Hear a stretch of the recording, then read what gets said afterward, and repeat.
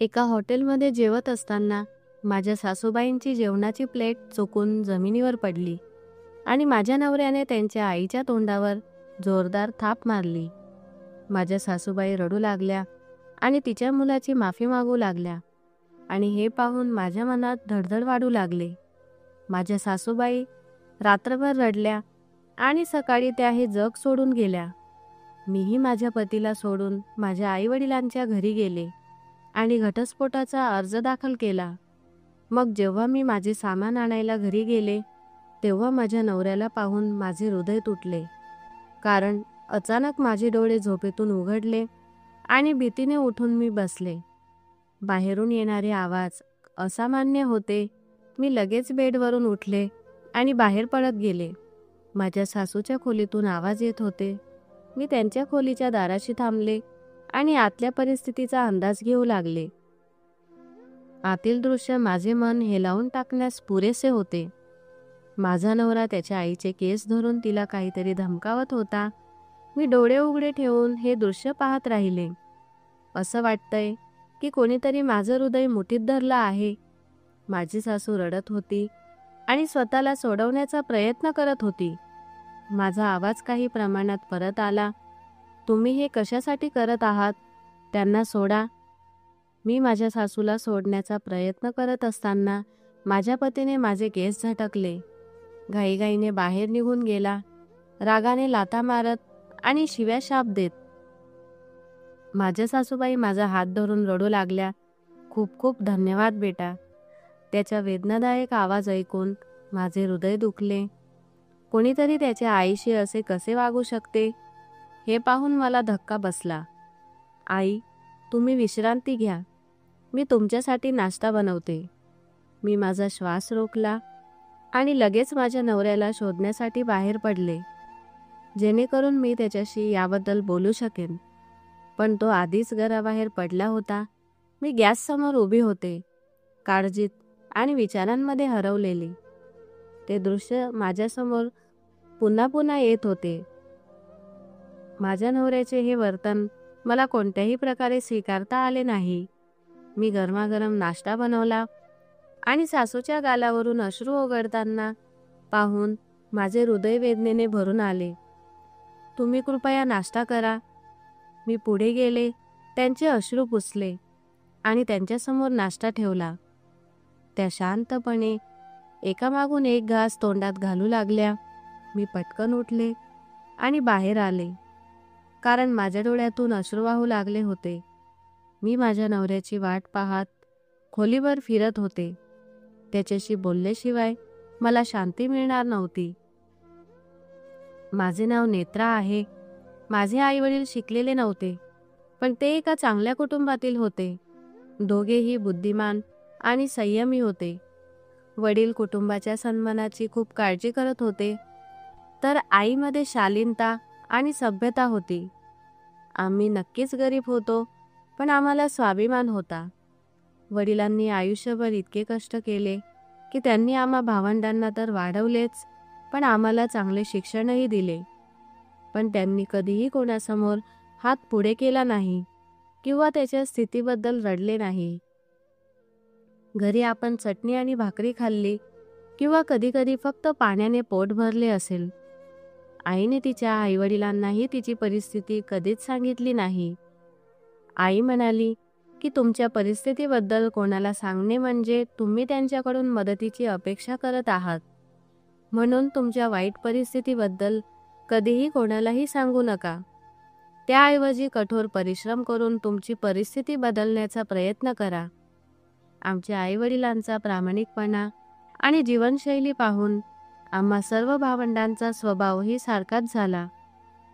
त्यांना खोटे बोलणे आणि चुकीच्या गोष्टी करणे अजिबात आवडत नव्हते. म्हणूनच आम्ही त्यांच्याशी खोटे बोलण्याचे धाडस कधीच केले नाही. आईने आम्हाला खूप चांगल्या संस्कारांनी वाढवले. मी कुटुंबात सर्वात मोठी होते, त्यामुळे माझ्या आईचे ज्ञान माझ्याकडे आले. शाळेतून परत आल्यानंतर मी माझ्या आईला घरकामात मदत करायचे आणि माझ्या लहान भावांना आणि बहिणींना शिकवायचे. आई माझ्यावर खूप खुश होती, कारण मी तिची आज्ञाधारक मुलगी होते आणि मी हे सर्व माझ्या पालकांकडून शिकले होते. पालक स्वतः शिक्षित नसले तरी त्यांना अभ्यासाची खूप आवड होती. ते आमच्या अभ्यासाकडे खूप लक्ष देत असे आणि आम्ही सर्व भाऊ बहिणी दरवर्षी चांगल्या गुणांनी उत्तीर्ण होत होतो. आमच्या घराची परिस्थिती कशी आहे हे कुटुंबातील कोणालाही माहिती नव्हते. सगळे आम्हाला श्रीमंत मानत होते, तर आईने महिन्याचा खर्च मोठ्या कष्टाने भागवला. मला याची चांगली जाणीव होती. जेव्हा मी 12वी पास झाले तेव्हा माझ्या पालकांच्या परवानगीने मी जवळच्याच शाळेत नोकरी स्वीकारली. माझ्या आईवडिलांना मी काम करावे असे वाटत नव्हते. ते म्हणाले की मी अभ्यासावर लक्ष केंद्रित करावे, पण मी पाहिले की माझे भाऊ आणि बहिणी जसजसे मोठे होत होते तसतसे घराच्या गरजा आणि खर्च वाढत होते. म्हणून मला माझ्या वडिलांना आधार द्यायचा होता. काही दिवसांपासून वडिलांची तब्येत खराब होती, तरीही त्यांनी काहीही झाले तरी कठोर परिश्रम सुरू ठेवले. आई घरात छोटी मोठी कामे करून काही अतिरिक्त पैसे कमवत असे, पण हे उत्पन्न आमच्या वाढत्या घर खर्चासाठी पुरेसे नव्हते.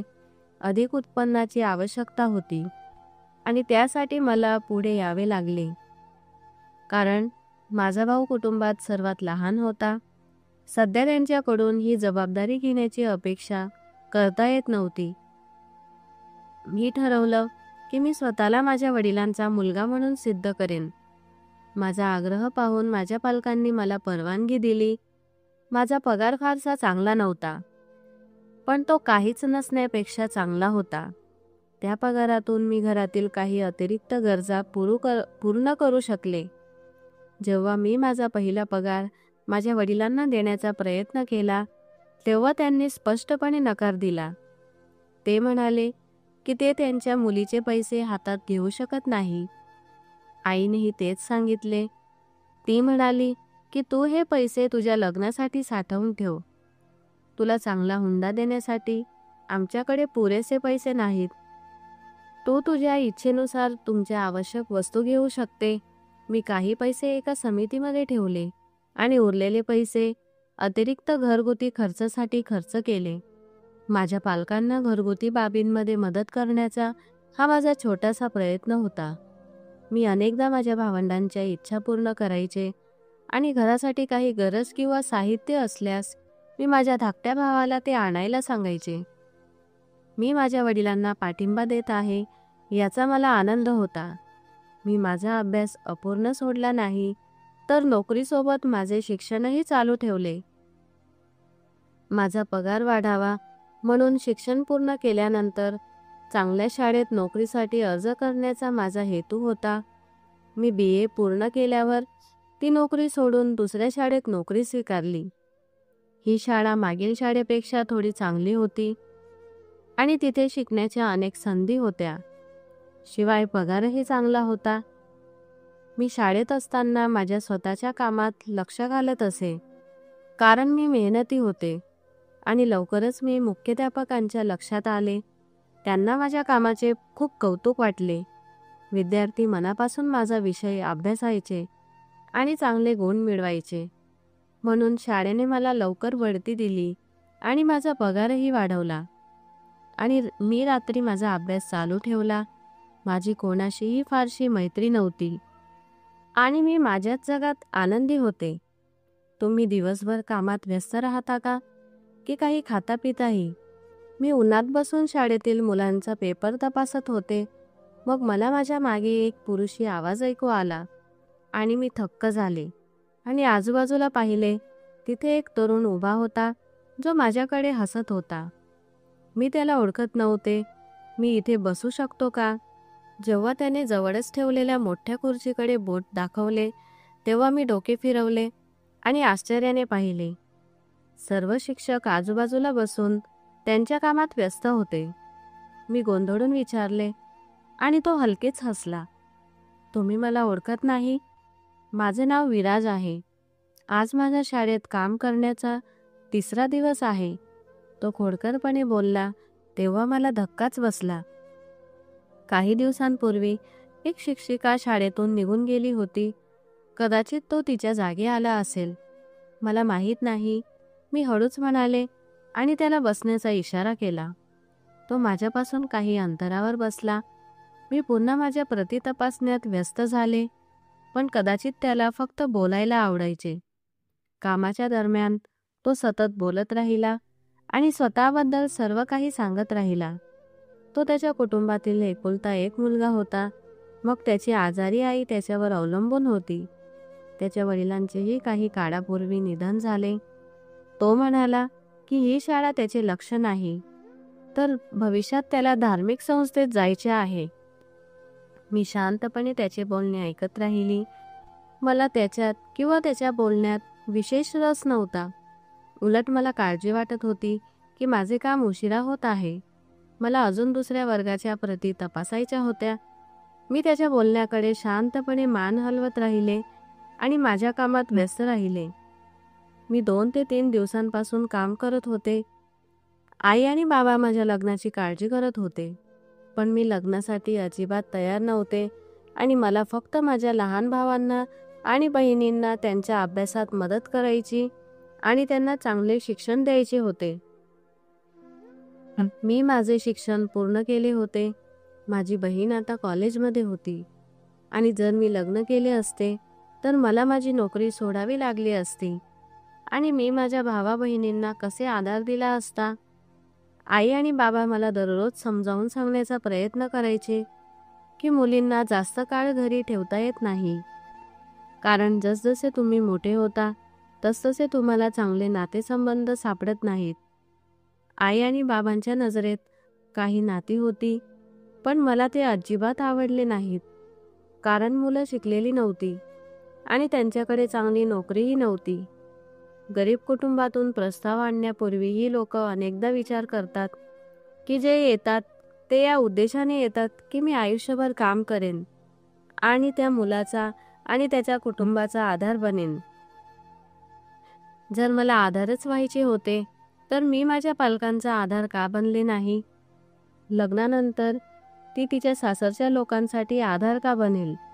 मी अशा व्यक्तीच्या शोधात होते जो माझ्याशी प्रामाणिक असेल आणि ज्याला माझ्या नोकरीची गरज नसेल. जेव्हा मी माझा मुद्दा बाबांना समजावून सांगितला तेव्हा त्यांना समजले. माझ्या संमतीशिवाय त्यांना जबरदस्तीने काहीही करायचे नव्हते. एके दिवशी मी शाळेतून घरी परतले तेव्हा घरात काही विचित्र हालचाली सुरू होती. काय झालंय आई? काही खास पाहुणे येणार आहेत का? स्वयंपाकघरात जेवणाचे खास पदार्थ दिसले तेव्हा मी विचारले. हो, नातेवाईक तुला भेटायला येत आहेत. आईचे म्हणणे ऐकल्यानंतर मला आश्चर्य वाटले की आता हे नातेवाईक कोण आहेत. जरी मी माझ्या आईला माझ्या निवडीबद्दल आधीच सांगितले होते. आई, मी तुला सांगितलं होतं की मला लग्न करायचं नाही. आज मी शाळेत खूप थकले होते आणि आता पाहुण्यांचा हा त्रास मला गोंधळात टाकू लागला. आई, मी माझ्या खोलीत जात आहे आणि पाहुण्यांसमोर मी येणार नाही. तू स्वतः त्यांची काळजी घेशील. मी हे आईला सांगितले तेव्हा तिने आश्चर्याने तोंड उघडून माझ्याकडे पाहिले. पण यावेळी तुझ्या पसंतीचा प्रस्ताव आला आहे. तुला अजूनही काही आक्षेप आहेत का? आईने जे सांगितले ते ऐकून मला धक्काच बसला. आई, माझ्या आवडीचा कोणता प्रस्ताव आला आहे? मी गोंधळलेल्या स्वरात विचारले. तुमच्या शाळेतील सहाय्यक शिक्षकाचे नाव विराज आहे. आज त्याची आई माझ्याशी फोनवर बोलली. त्याला तू आवडायला लागली आहेस आणि तो तुझ्याशी लग्न करू इच्छितो. आजकाल तो एका चांगल्या कंपनीत काम करतो. जेव्हा आईने मला संपूर्ण कहाणी सांगितली तेव्हा मी थक्क झाले आणि तिच्याकडे पाहू लागले. विराज, तो आमच्या शाळेत फक्त 2-3 महिन्यांपर्यंत काम करत होता. त्याला नोकरी सोडून 1 वर्षापेक्षा जास्त काळ झाला होता आणि आता त्याला माझी आठवण येत होती. पण आई, आमच्यात असं काही नव्हतं. मी कोणत्याही कारणाशिवाय गुन्हेगारासारखे झाले. आई काय विचार करत असेल हे मला माहीत नाही. मी लगेच आईला स्पष्टीकरण दिले. हो, त्याच्या आईने मला सांगितले आहे की तुला याबद्दल काहीही माहीत नाही. जर तो सुशिक्षित आणि बुद्धिमान असेल आणि त्याची नोकरीही चांगली असेल तर आपल्याला या नात्याला काय आक्षेप असू शकतो? म्हणूनच आम्ही त्याला घरी बोलावले आणि पाहिले. जर आम्हाला ते योग्य वाटले तर आम्ही निश्चितच हे प्रकरण पुढे नेऊ. आईने गोष्ट स्पष्ट केली, त्यामुळे मला ही प्रकरण समजले. मी शांतपणे माझ्या खोलीत आले, पण मी सतत विराजबद्दल विचार करत होते. मी त्याचे मन कधी जिंकले हे मला कळालेच नाही. त्याने कधीही त्याची आवड व्यक्त केली नाही आणि मीही त्याकडे लक्ष दिले नाही. तो काही काळ आमच्या शाळेत काम करत होता. त्याने एक दोनदा माझ्याशी बोलण्याचा प्रयत्न केला, पण मी माझ्या कामात व्यस्त राहिली. कदाचित त्याला माझ्यातली ही गोष्ट आवडली असेल की मी त्याला महत्त्व दिले नाही किंवा इतर कोणत्याही शिक्षकाशी मिसळले नाही. काहीही असो, आता माझ्या नशिबाचा निर्णय माझ्या आई आणि वडिलांच्या निर्णयावर अवलंबून होता. आईला विराजचा प्रस्ताव आवडला. त्याच्या मागे त्याच्या आईशिवाय कोणीही नव्हते.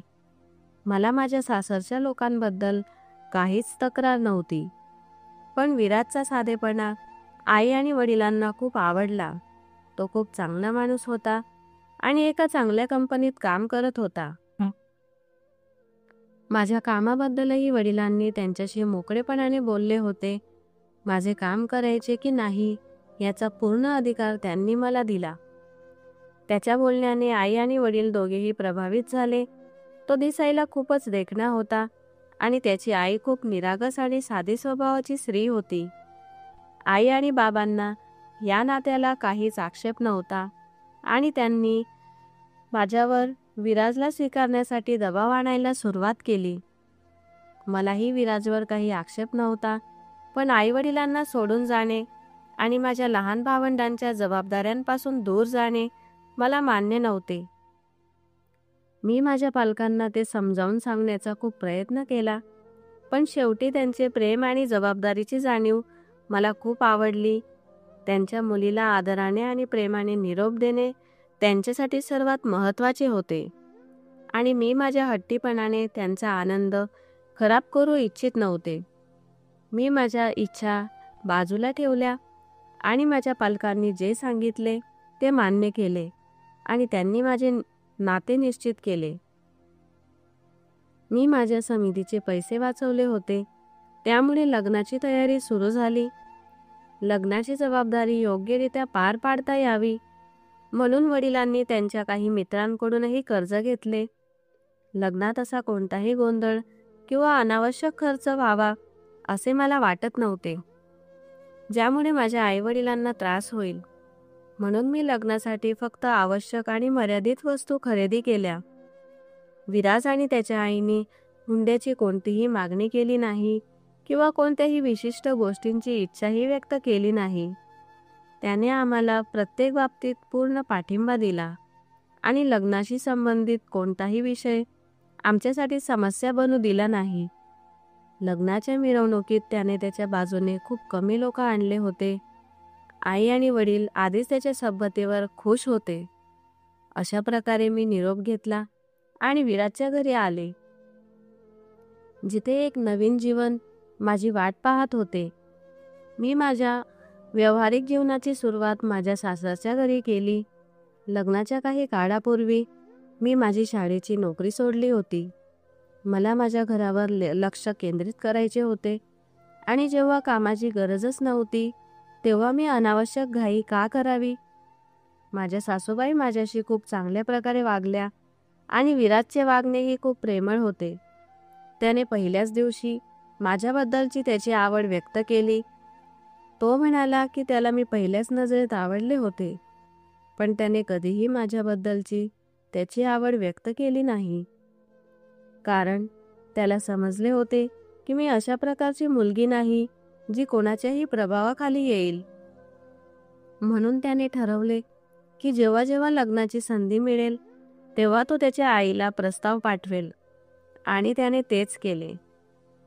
माझ्या नवऱ्याकडून जेव्हा मी ऐकले की त्याला मी आवडते, मी इतकी आनंदी होते की माझा आनंद मी आवरू शकले नाही.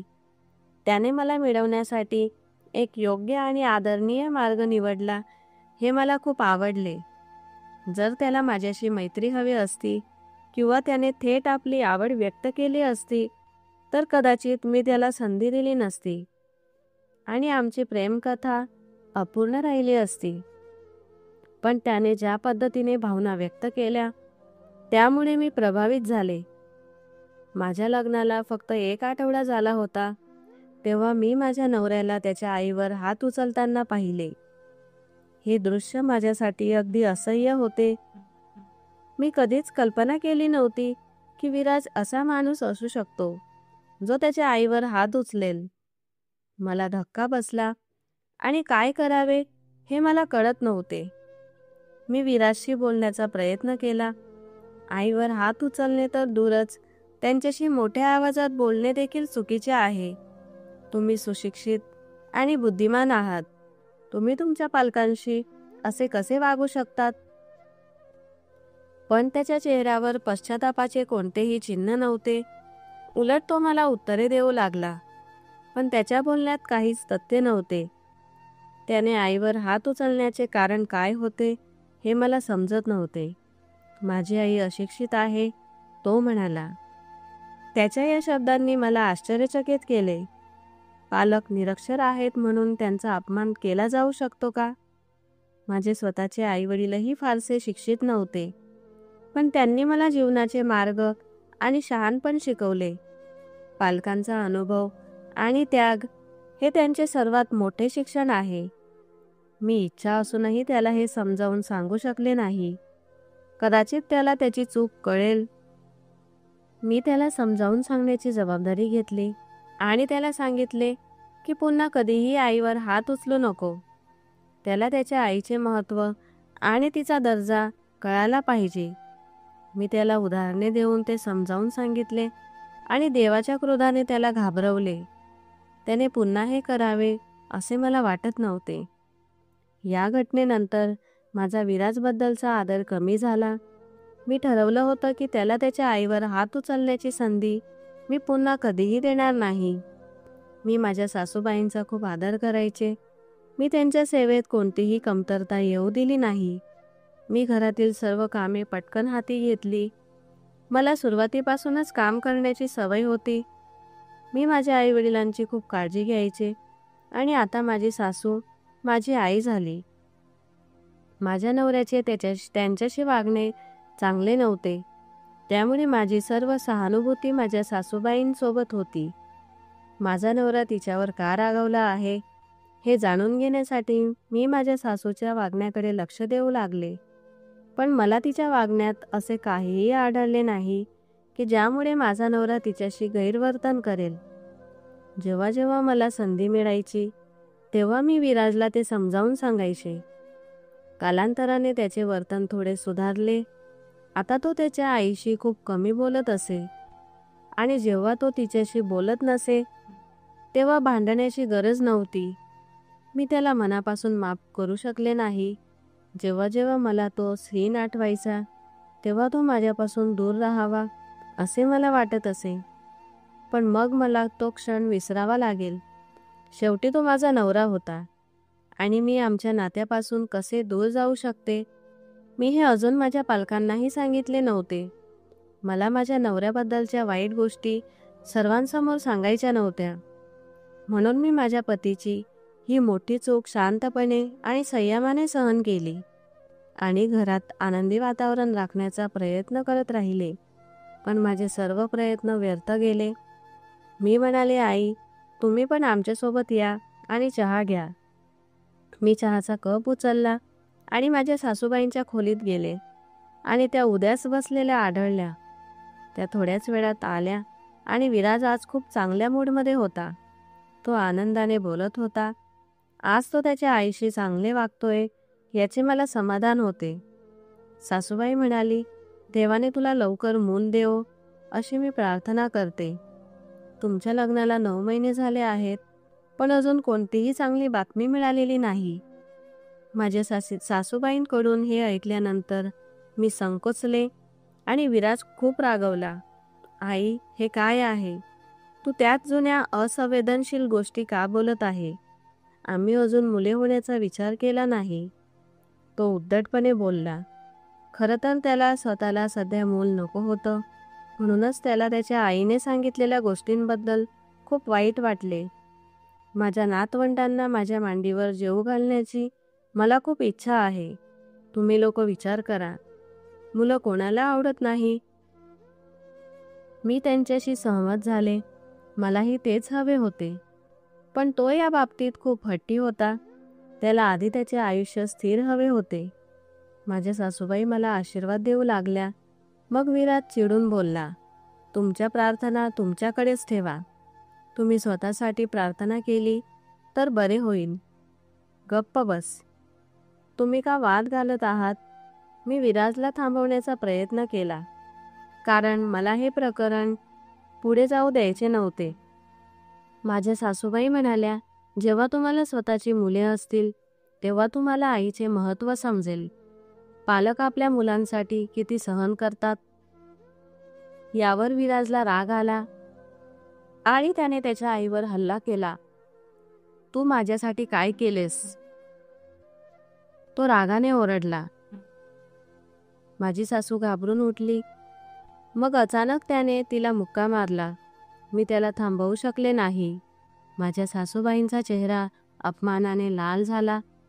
तिने आपले अश्रू पुसले आणि शांतपणे तिच्या खोलीत गेली आणि तो रागाने घराबाहेर पडला.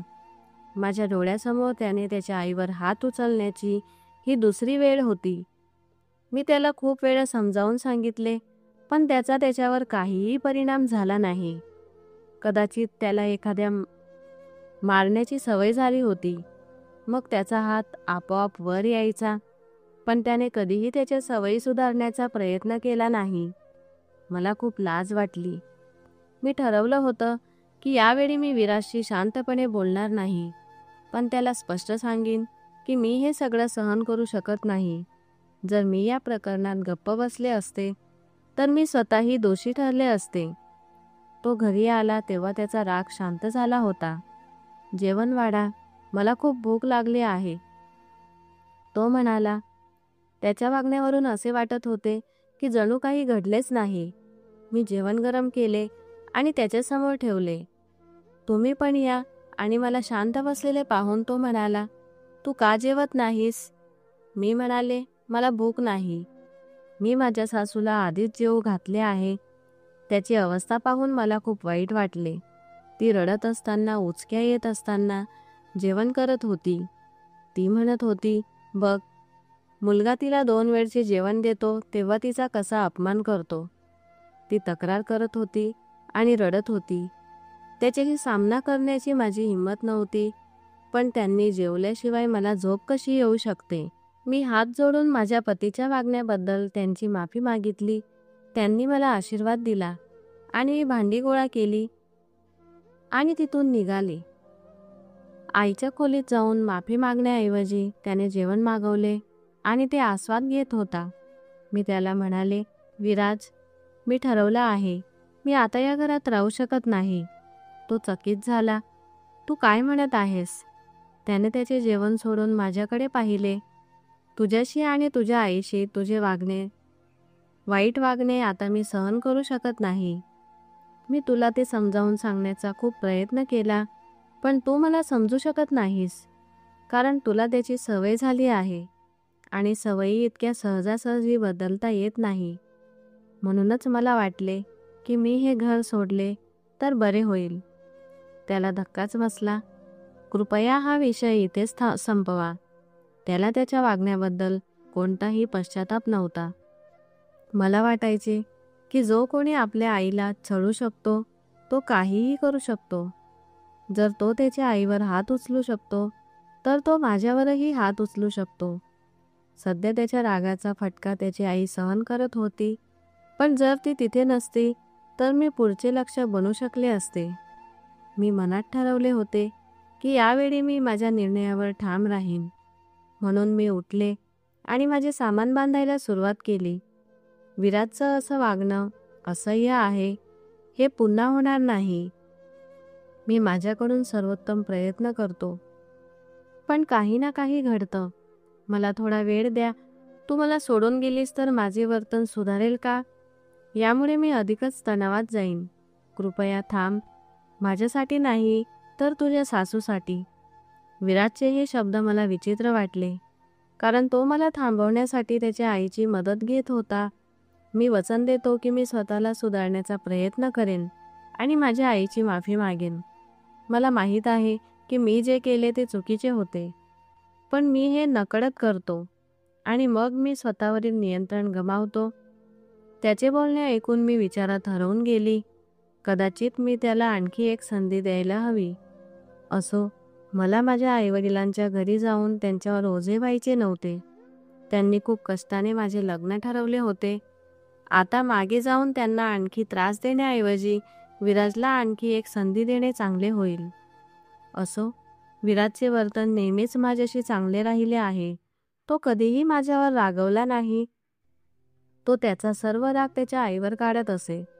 तो त्याच्या आईसमोर इतका का रागवतो हे मला समजत नाही. मला त्याचं वागणं समजलं नाही. जर तो आपल्या पत्नीची काळजी घेऊ शकत होता आणि तिच्याबद्दल भावना बाळगू शकत होता, तर त्याने आपल्या आईला जास्त महत्त्व द्यायला हवे होते. पण त्याने ते केले नाही. कदाचित यामागे काहीतरी कारण असेल. मीही जाणून घेण्याचा प्रयत्न केला, पण मला असे कोणतेही कारण समजले नाही. माझी सासू एक समजूतदार महिला होती. त्यांनी त्यांच्या बालपणी त्याला चांगले वागवले असेल, तरीही विराजचा दृष्टिकोन माझ्या समजण्यापलीकडे होता. ठीक आहे, पण तुला तुझ्या आईची माफी मागावी लागेल. विचार करून मी हे बोलताच तो लगेच उभा राहिला आणि त्याच्या आईच्या खोलीकडे गेला. तो खरोखर माफी मागत आहे की फक्त सबबी सांगत आहे हे पाहण्यासाठी मीही त्याच्या मागे गेले. पण तो त्याच्या आईकडे गेला आणि त्याने माफी मागितली. तो माफी मागत असल्याचे मी माझ्या स्वतःच्या कानांनी ऐकले आणि माझ्या सासूबाईंनीही त्याला लगेच माफ केले.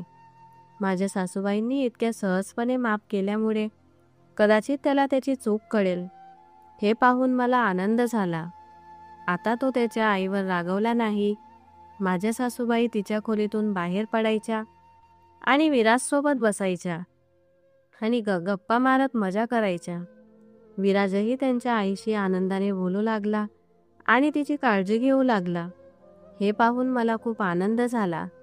जर मी माझ्या नवऱ्याच्या बदललेल्या वागण्यामागे कारण होते, तर मला आनंद होता की माझ्यामुळे त्याच्या आईशी असलेले वागणे सुधारले. मी कोणाच्या तरी आनंदाचे कारण बनत होते. ती मला मनापासून आशीर्वाद द्यायची. माझ्या लग्नाला 2 वर्षे झाली होती. विराजने बऱ्याच काळापासून त्याच्या आईशी गैरवर्तन केले नव्हते आणि आता तो मूल होण्याचा विचारही करू लागला होता. विराजला ऑफिसमधून प्रमोशन मिळाल्याने आम्ही मुलाची योजना आखत होतो, ज्याची तो खूप दिवसांपासून वाट पाहत होता. आता तो आनंदाने मुलाची जबाबदारी घेण्यास तयार होता. एके दिवशी त्याने मला बाहेर जेवायला घेऊन जाण्याचा प्रस्ताव दिला, म्हणून मी आनंदाने तयारीला लागली. मी म्हणाले, विराज, आपण आईला सोबत घेऊन जाऊया. ती घरी एकटी काय करेल? तो सहमत झाला. ठीक आहे, मग आईलाही तयार व्हायला सांग. मी माझ्या मित्राची गाडी घेऊन येईन. त्याने हे सांगताच मी आनंदाने माझ्या सासूबाईंच्या खोलीकडे निघाले. आम्ही आनंदी वातावरणात जेवण करत होतो आणि गप्पा मारत होतो. मी माझ्या सासूच्या ताटात जेवण वाढले. आई जेवू लागली होती तेव्हा अचानक तिची प्लेट हातातून निसटली आणि खाली पडली. आमच्याशिवाय तिथे काही लोक बसले होते. प्लेट पडण्याच्या आवाजाने आजूबाजूचे लोक आमच्याकडे पाहू लागले. माझ्या सासूबाईंना खूप लाज वाटत होती, तर विराज देखील लाजलेला दिसत होता. सर्व अन्न जमिनीवर पसरले होते. मी लगेच माझा श्वास परत घेतला आणि पडलेले अन्न उचलू लागले. तेवढ्यात एक वेटर आमच्यासमोर धावत आला आणि म्हणाला, मी करेन. मी माझ्या सासूबाईंना सांगितले, मी तुमच्यासाठी दुसरी प्लेट आणते. तो म्हणाला, राहू दे, काही गरज नाही. यावर विराज म्हणाला की तिला अन्न कसे खायचे हे माहीत नाही. तिला आणण्याची आवड तुलाच होती. आता त्याने मला सर्वांसमोर अपमानित केले. लोकांचे लक्ष पुन्हा आमच्याकडे लागले आहे. त्यामुळे त्याला राग आला आणि त्याने आईला जोरदार चापट मारली. ती या हल्ल्यासाठी तयार नव्हती, म्हणूनच ती खुर्चीवरून खाली पडली. तिथे उपस्थित असलेले लोक पुन्हा आमच्याकडे पाहू लागले. मी पूर्णपणे स्तब्ध झाले. त्याची अवस्था पाहून मला त्याच्याबद्दल खूप वाईट वाटले आणि विराजवर खूप राग आला. तू हे करायला नको होतंस. तुला तुझ्या आईची काळजी नाही, मी रागाने आणि हळू आवाजात म्हणाले. पण विराजच्या डोळ्यात फक्त जोश आणि असभ्यता होती. मला माहीत होते की त्याचे कृत्य देवाच्या दृष्टीने एक मोठे पाप आहे आणि एके दिवशी त्याला त्याचा निश्चितच हिशोब द्यावा लागेल. आम्ही लवकर जेवण उरकले आणि घरी परतलो. मी आतल्या आत रडत राहिले. माझ्या सासूला माझ्या नवऱ्याच्या अत्याचारापासून मी वाचवू शकले नाही. विराजच्या वागण्याने आणि त्याच्या उदासीनतेने मला खूप त्रास दिला.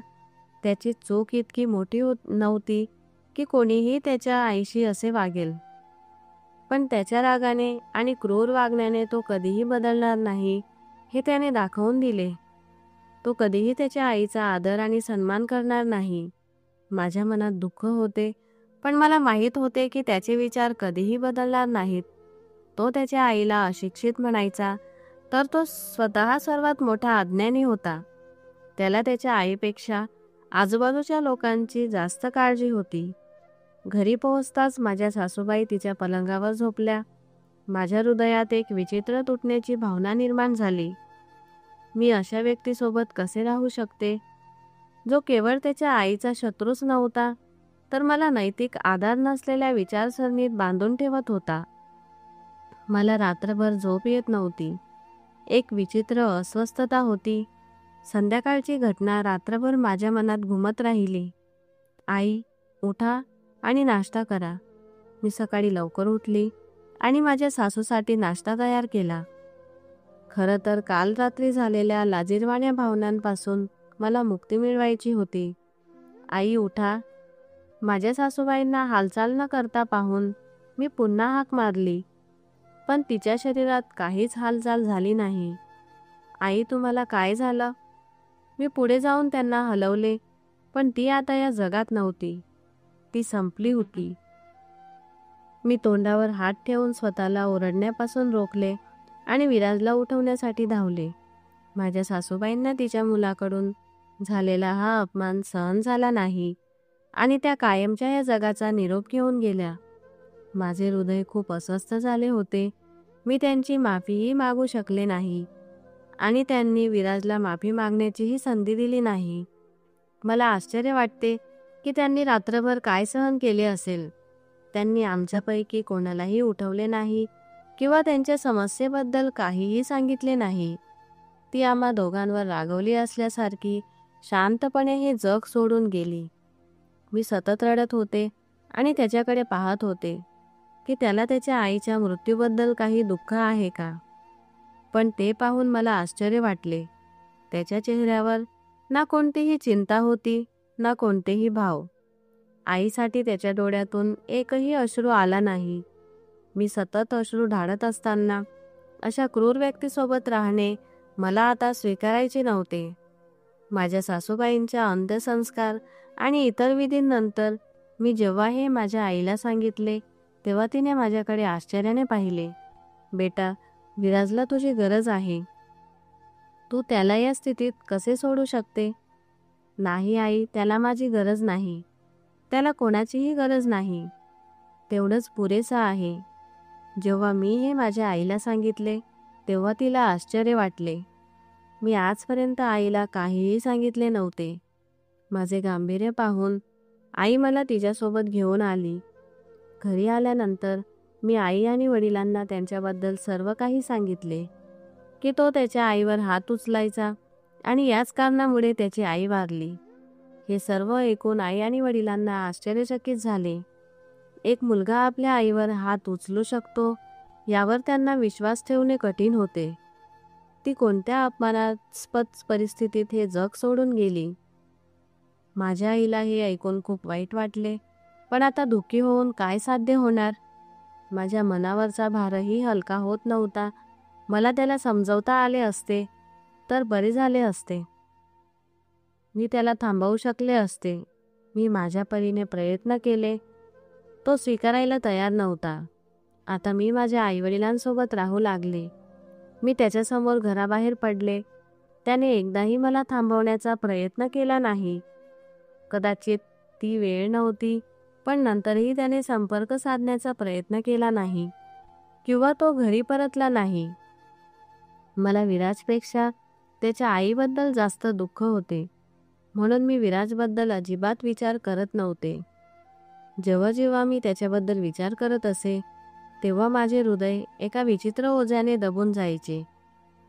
माझ्या या परिस्थितीपासून वाचण्यासाठी मी स्वतःला कामात व्यस्त ठेवण्याचा प्रयत्न केला. तू विराजला पाठिंबा देशील की त्याला सोडून देशील? आईने मला विचारले.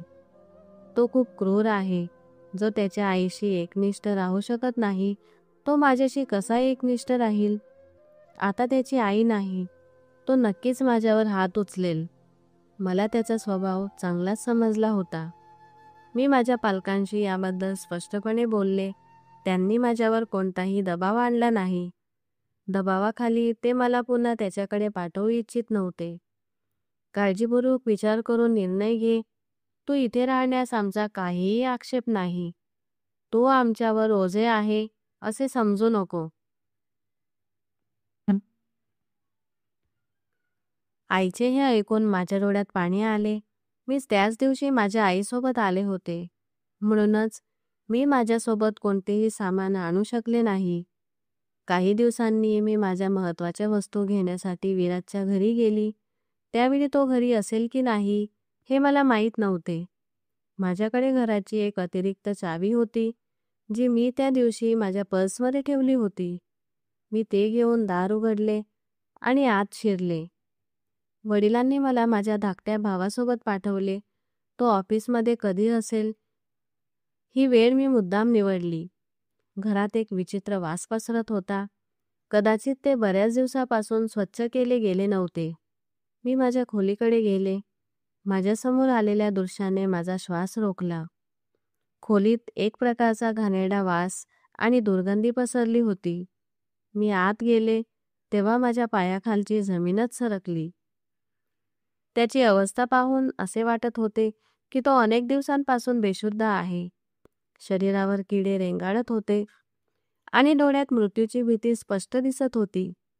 त्याच्या शरीरात अजूनही थोडा जीव शिल्लक होता आणि त्याची नजर दारावर खिळली होती. मला माहीत नाही की तो किती काळापासून अर्धांगवायूने ग्रस्त होता. त्याचे शरीर इतके कमकुवत झाले होते की त्याला ओळखणेही शक्य नव्हते. माझ्या संपूर्ण शरीरात वेदनेची एक लाट पसरली. मी लगेच माझ्या धाकट्या भावाच्या डोळ्यावर हात ठेवला आणि त्याला बाहेर काढले. आतील दृश्य त्याला असह्य होते. त्याची अवस्था पाहून मी रडत आणि थरथरत्या हातांनी माझ्या वडिलांना हाक मारली. ज्या माणसाने आपल्या आईला थाप मारली, ज्याने मानवता आणि आदर आणि प्रतिष्ठा आपल्या आयुष्याचा भाग मानले नाही, आज तीच व्यक्ती वेदना आणि अपमानाचा बळी ठरली. जणू काही देवाने त्याच्या वाईट कृत्यांचा हिशोब घेतला होता असे वाटत होते. ते केवळ त्याच्या शरीराच्या दुर्दशेचे प्रतिबिंब नव्हते, तर त्याच्या मनातील घाणेरडेपणा आणि त्याच्या आत्म्याच्या वेदनांचे देखील प्रतिबिंब होते. माझ्या मनात सहानुभूती नव्हती. मला कोणताही पश्चाताप नव्हता. मला माहीत होते की जर एखादी व्यक्ती त्याच्या जवळच्या नातेवाईकाशी म्हणजे त्याच्या आईशी असे वागली तर त्याचा शेवट कधीच चांगला होऊ शकत नाही. पण एक पत्नी म्हणून त्याच्या आजारपणात त्याला साथ देणे माझे कर्तव्य होते. माझ्या वडिलांच्या मदतीने मी त्यांचा कचरा साफ केला आणि त्यांना रुग्णालयात नेले. कदाचित त्याचा राग त्याच्या मज्जातंतूंना भिडला असेल आणि त्याचे शरीर पूर्णपणे निष्क्रिय झाले. त्याच्या स्वतःच्या वाईट कृत्यांमुळे त्याला हा सूड मिळाला. प्रत्येक कृतीचा एक परिणाम असतो आणि माणसाला तो परिणाम कधी ना कधी भोगावाच लागतो. जो व्यक्ती इतरांशी गैरवर्तन करतो त्याला शेवटी वाईट परिणाम स्वतः भोगावे लागतात. मानवता, प्रेम आणि आदर हा माणसाचा सर्वात मोठा वारसा आहे आणि जो आपल्या आईचा आणि आपल्या नातेवाईकांचा आदर करत नाही तो कधीही खरा आनंद आणि शांती मिळवू शकत नाही. मी त्याच्यासोबत रुग्णालयात राहिले आणि त्यांच्या सेवेत कोणतीही कमतरता पडू दिली नाही. त्याने त्याच्या आईशी ज्या पद्धतीने वागवले होते ते आता संपले होते. त्याची शिक्षा खूप बोधप्रद होती. त्याच्या शिक्षेतून लोक शिकू शकत होते. मी त्याच्यासाठी देवाकडे क्षमा मागितली. देवाने त्याची क्षमा मागण्याची शक्तीही काढून घेतली होती आणि त्याला इतके असह्य केले होते की तो माझ्याकडे करुणामय नजरेने पाहत राहिला. पण मी त्याला त्रास का देऊ? मी त्याची काळजी घेत होते. त्याच्या डोळ्यात कृतज्ञता होती. त्याला नक्कीच कळले असेल की ही त्याच्या स्वतःच्या आईशी केलेल्या वाईट वागणुकीची शिक्षा आहे. रुग्णालयात त्याची प्रकृती थोडी सुधारली, पण त्याचा जीव वाचू शकला नाही. तो किती दिवस उपाशी होता हे मला माहीत नाही. जेव्हा मी त्याला माझ्या हातांनी जेवू घातले तेव्हा त्याने सुटकेचा निश्वास सोडला. पण शेवटी आठवडाभर रुग्णालयात राहिल्यानंतर त्याने या जगाचा निरोप घेतला. त्यांच्या निधनाने मला खूप दुःख झाले, पण मी त्यांची सेवा केली आणि त्यांच्या शेवटच्या काळात त्यांच्यासोबत वेळ घालवला याचे मला समाधान होते. त्याच्या मृत्यूनंतरही मी देवाकडे क्षमा मागत राहिले आणि त्याच्यासाठी दानधर्म केला. तर मित्रांनो, या कथेचा नैतिक संदेश असा आहे की प्रत्येक कृतीचे फळ निश्चितच मिळते. जो माणूस आपल्या आईसारख्या सर्वात प्रिय व्यक्तीचा आदर करत नाही त्याला आयुष्यात कधीतरी त्याच्या वाईट कृत्यांचे परिणाम भोगावे लागतात. पण इतरांच्या चुकीच्या वागण्याला न जुमानता माणसाने आपले कर्तव्य आणि माणुसकी विसरू नये. क्षमा, सेवा आणि करुणा ही माणसाची सर्वात मोठी शक्ती आहे. तर मित्रांनो, ही आजची कथा होती. या कथेबद्दल तुमचे काय मत आहे? कृपया हे आम्हाला कमेंट बॉक्समध्ये सांगा. जर तुम्हाला कथा आवडली असेल तर व्हिडिओला लाईक करा आणि चॅनलला सबस्क्राईब करा, जेणेकरून तुम्हाला नवीन व्हिडिओंची सूचना त्वरित मिळेल. धन्यवाद.